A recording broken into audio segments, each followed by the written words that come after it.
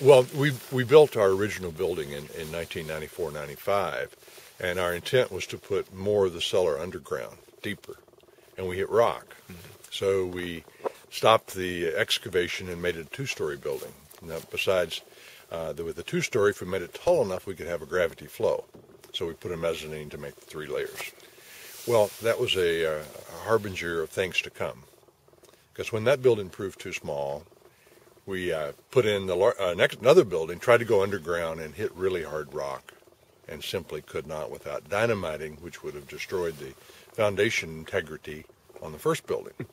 So caught in a catch-22, what were we going to do? We built the second building above ground. All the while, boxed into that topography and bedrock, we couldn't figure out how to put a tasting room in until we threw away the thought plan and developed a new one of putting it over here where the barn used to be in a totally different area. And so here we are. It's been a long while coming, but we've made our staff happy in that this new building connects to the production facility, so our staff can restock the tasting room without the need for a truck or a forklift. So everyone's delighted. The total square footage in the building is about 4,000 square feet. A lot of exterior decks, as you can see, so that adds another 1,000 square feet or so. And then we have an outdoor plaza area. We think it'll be a very friendly area for people to taste wine. Now, and you've kind of set the stage for the trip to the visitor center, because you've actually diverted traffic to a nice new asphalt paved road, which wasn't that new. Well, yes, that's correct. We had to do that because otherwise people would have been coming up and they couldn't have seen the new building. We'd had to have a series of signs like go through the maze and you can find your cheese. So, but by bringing the road around here, it leads straight to it. Mm-hmm. Now, you're not the only one involved with the design of this, right? Not at all. I've played a small role. Hilda's the boss, of course. Our daughter, Hannah, really designed the building. She has a degree in design, and she's, how do I say it? She does interior design, but she's capable of doing architecture as well. And we wanted, after interviewing some architects, we decided that she, because she'd worked in the vineyards, knew the vines, and had a sense of the place, we wanted her to kind of work that into the building.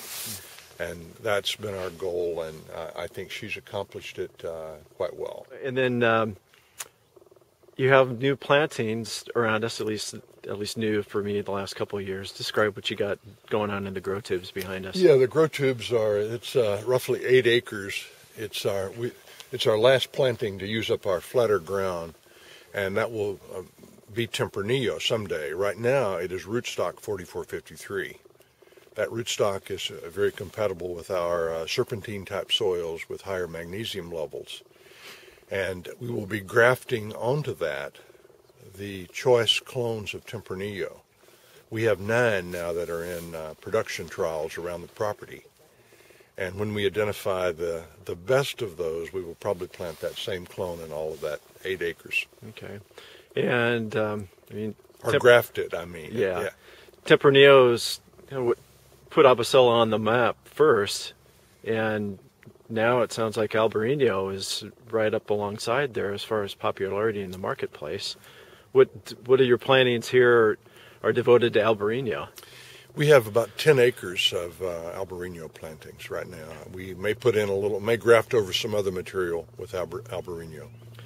So 10 acres will, that'll give us 30 ton maybe of Albarino, 35. That'll make quite a bit of wine.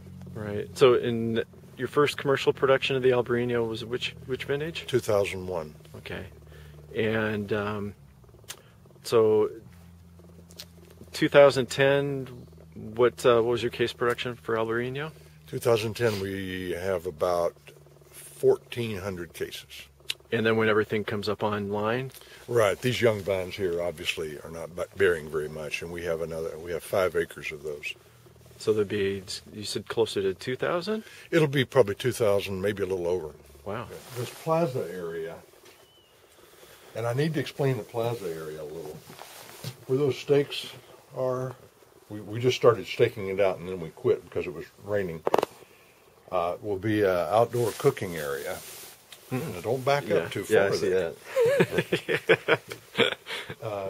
An outdoor cooking area centered on a Spanish-style oven called an horno.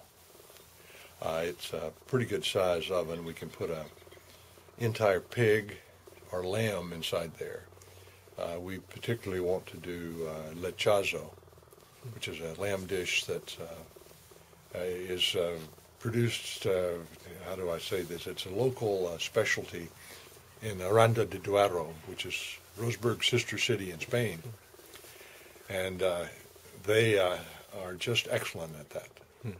And so we're going to try to emulate that a little bit because it pairs so well with Tempranillos.